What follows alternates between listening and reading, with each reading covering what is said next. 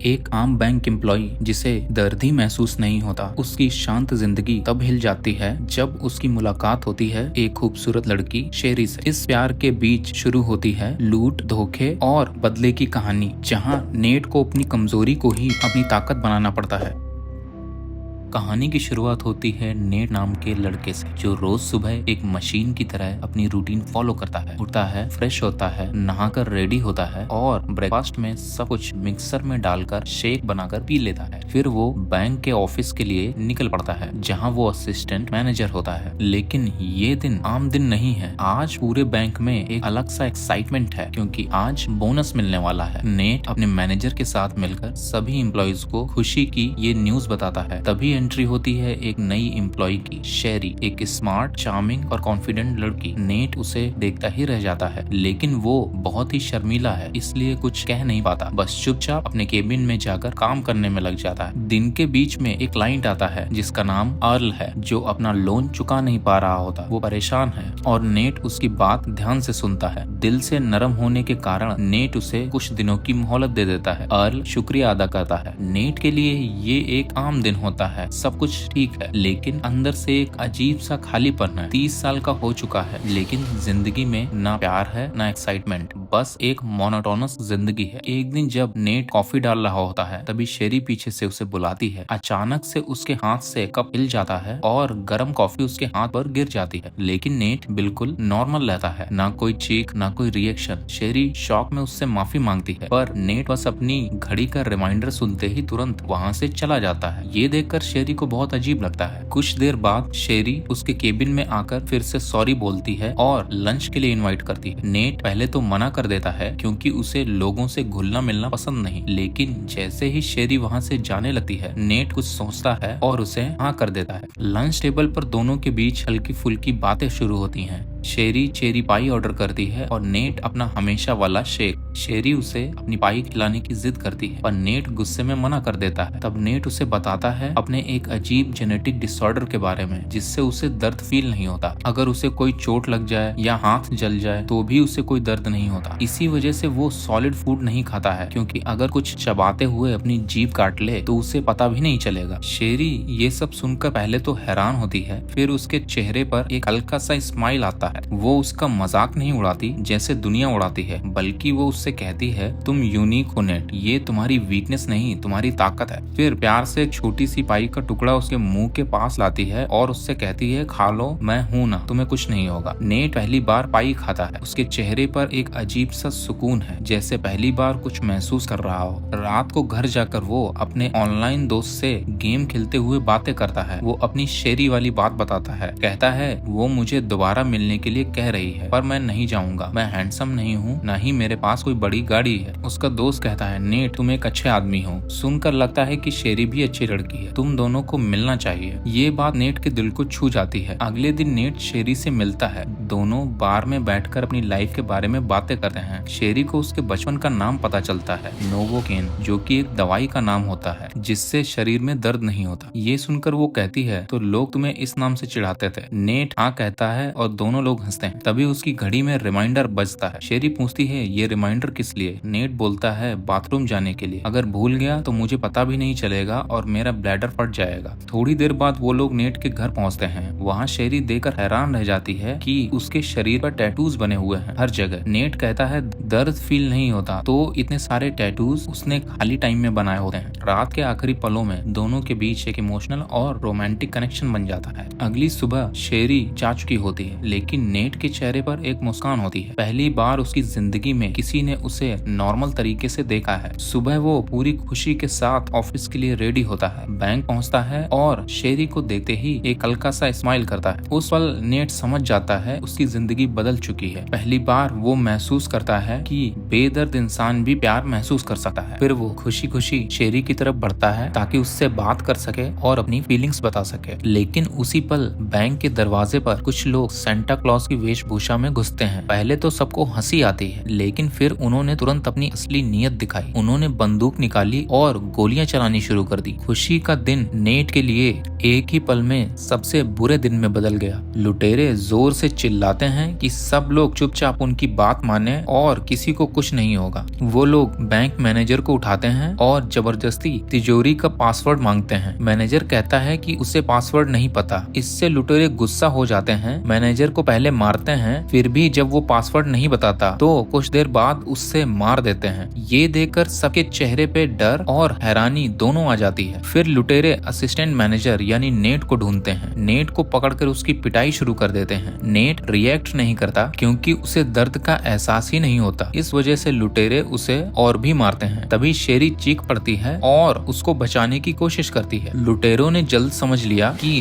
Net और शेरी के बीच कुछ है। वो शेरी को पकड़ लेते हैं और धमकी देते हैं, अगर नेट पासवर्ड नहीं बताएगा तो शेरी को मार देंगे। डर के मारे नेट टूट जाता है और वो पासवर्ड बोल देता है। लुटेरे तिजोरी खोलते हैं, पैसे से बैग भरते हैं, फिर नेट के सिर पर जोर से वार करके उसे बेहोश कर देते हैं। फिर वो लोग वहाँ से भागने लगते हैं। तभी वहाँ पुलिस आ जाती है। वो लोग शेरी को साथ लेकर भागने की कोशिश करते हैं ताकि पुलिस की गोलियों से बच सकें, लेकिन वो लोग पुलिस के आने से घबराकर उन पर गोलियों की बारिश कर देते हैं। इसके बाद कुछ लुटेरे एक गाड़ी में पैसे रखते हैं, दूसरी गाड़ी में शेरी को बिठा के निकल पड़ते हैं। जब नेट को होश आता है तो शेरी कहीं नजर नहीं आती। वो तुरंत बैंक से बाहर निकलता है और देखता है कि लुटेरे गाड़ियों में बैठ के जा रहे हैं। तो नेट बिना सोचे समझे एक पुलिस की गाड़ी उठाता है और उन लुटेरों के पीछे हो लेता है। दो गाड़ियां अलग रास्तों पर भाग जाती हैं। नेट रैंडमली एक गाड़ी का पीछा करता है इस उम्मीद में कि उसमें शेरी होगी। वो गाड़ी एक रास्ते में फंस जाती है और नेट उसी पर बंदूक तान देता है। लुटेरा अचानक से वापस आता है और नेट पर हमला करता है। यहाँ से एक खतरनाक लड़ाई शुरू हो जाती है। दोनों तरफ से मारपीट होती है। नेट को दर्द महसूस नहीं होता, इसलिए वो हिम्मत से लड़ता रहता है। इसी बीच में गुस्से में जब सब कुछ उलझा हुआ होता है, नेट ने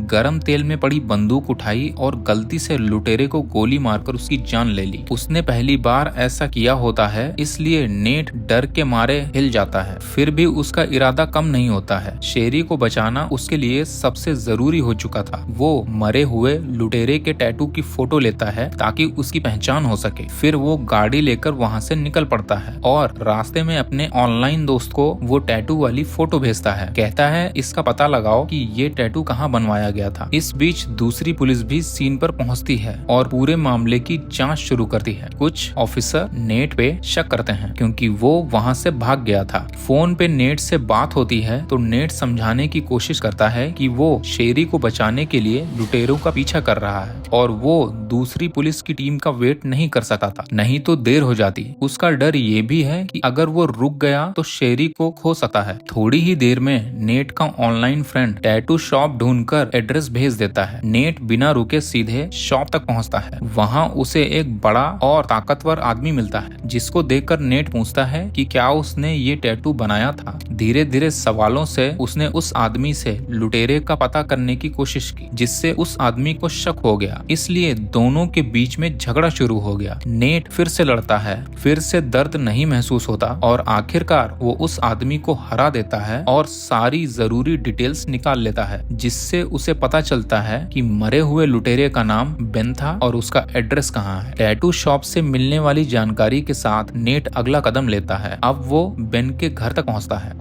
बेन का घर चारों तरफ से खतरों से घिरा होता है। हर कोना, हर दीवार किसी न किसी जाल से भरा हुआ है। ये सब इसलिए ताकि अगर कोई पुलिस या अनजान आदमी गलती से भी उसके घर तक पहुंच जाए तो जिंदा वापस लौट ना सके। बेन ने इस घर को एक किले की तरह बना रखा था, क्योंकि वो और उसके साथी अपनी आखिरी बड़ी लूट कर चुके थे और ढेर सारा पैसा लूटकर शहर छोड़ने वाले थे। लेकिन किस्मत को कुछ और ही मंजूर था। इसी खतरनाक जाल में नेट भी फंस जाता है और एक जाल में उल्टा लटक जाता है। बेचारा नेट मदद के लिए चिल्लाता है, लेकिन वहाँ कोई नहीं होता। मजबूरन वो अपने ऑनलाइन दोस्त रॉस्को को कॉल करता है। रॉस्को पहले गुस्से में कहता है कि वो इन सब मुश्किलों में पड़ना नहीं चाहता, लेकिन जब नेट कहता है तुम ही मेरे दुनिया में इकलौते दोस्त हो। बेन का भाई आंड्रे अपने भाई को ढूंढता हुआ उसके घर तक पहुँच जाता है। वहाँ उसे नेट उल्टा लटका हुआ मिलता है। आंड्रे को बेन के मरने की खबर मिल चुकी होती है और उसका गुस्सा नेट पर निकलता है। वो उसे टॉर्चर करता है, मारने पीटने लगता है ताकि बेन की मौत का बदला ले सके। पर नेट दर्द का नाटक करता है। अंदर से वो सिर्फ वक्त गुजारने की कोशिश कर रहा होता है ताकि रॉस्को उस तक टाइम पर पहुंच सके। थोड़ी देर बाद आंड्रे उसे मारने ही वाला होता है, तभी रॉस्को वहां पहुंच जाता है।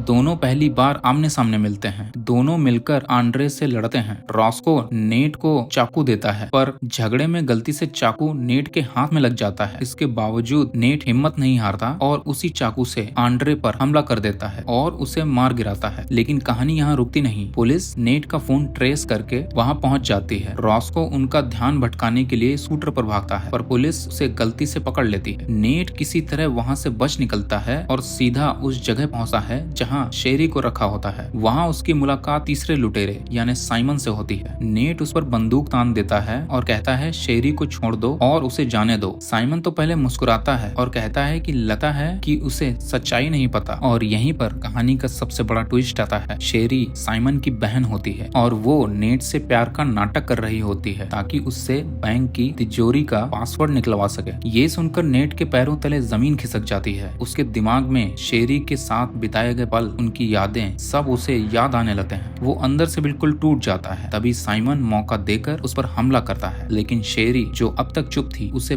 बचाना शुरू कर देती है क्योंकि उसके दिल में अब भी नेट के लिए फीलिंग्स होती हैं। दोनों के बीच लड़ाई शुरू होती है। साइमन शेरी पर भी हमला करने लगता है, लेकिन तभी पुलिस आ जाती है। रॉस्को ने उन्हें वहां तक पहुंचाया होता है। पुलिस साइमन पर गोली चला देती है, उसे घायल कर देती है और नेट को एम्बुलेंस में बिठा देती है। लेकिन खेल अभी खत्म नहीं हुआ। साइमन अभी जिंदा होता है। मौका देखते ही वो पुलिस पर गोली चला देता है, एम्बुलेंस के ड्राइवर को मार देता है और एम्बुलेंस और पैसा लेकर भाग निकलता है। फीमेल पुलिस ऑफिसर और शेरी अपनी गाड़ी से उसका पीछा करने लगते हैं। एम्बुलेंस के अंदर नेट और साइमन एक बार फिर आमने सामने होते हैं। दोनों के बीच खौफनाक लड़ाई शुरू होती है। नेट अपना दिमाग लगाता है और पीछे से साइमन पर हमला करता है, जिससे एम्बुलेंस डिसबैलेंस हो जाती है और दोनों जख्मी हो जाते हैं। साइमन फिर नेट पर टूट पड़ता है। इस बार उसे मारने की ठान लेता है। पुलिस ऑफिसर भी घायल होती है, इसलिए रॉस्को उसे सीधा हॉस्पिटल ले जाता है। शेरी अकेले ही नेट को बचाने के लिए निकल पड़ती है। साइमन शेरी पर भी हमला कर देता है। उसका गला दबाकर उसे मारने ही वाला होता है, तभी नेट उठकर उस पर टूट पड़ता है। अपने टूटे हुए हाथ की हड्डी साइमन के सिर में घुसेड़ देता है और साइमन वहीं दम तोड़ देता है। थोड़ी देर बाद नेट बेहोश हो जाता है और शेरी के हाथों में अपनी आखिरी सांसें गिनने लगता है। कुछ दिन बाद हॉस्पिटल में नेट की आंख खुलती है। रॉस्को उसके पास होता है, पूरे वक्त उसके साथ रहता था। फीमेल ऑफिसर भी उससे मिलने आती है और उसे बताती है कि उसे लुटेरों को मारने और कानून तोड़ने के लिए सिर्फ 6 महीने की सजा मिली है, शायद इसलिए क्योंकि उसने अपनी जान पर खेलकर कुछ लोगों की जिंदगी बचाई। महीनों बाद जेल में शेरी उससे मिलने आती है। दोनों अपने अतीत की बातें भूलकर आगे बढ़ने की कोशिश कर रहे होते हैं और दोनों अपनी जिंदगी को एक नई शुरुआत देने का फैसला करते हैं और कहानी यहीं पर एक नई सुबह के साथ खत्म हो जाती है।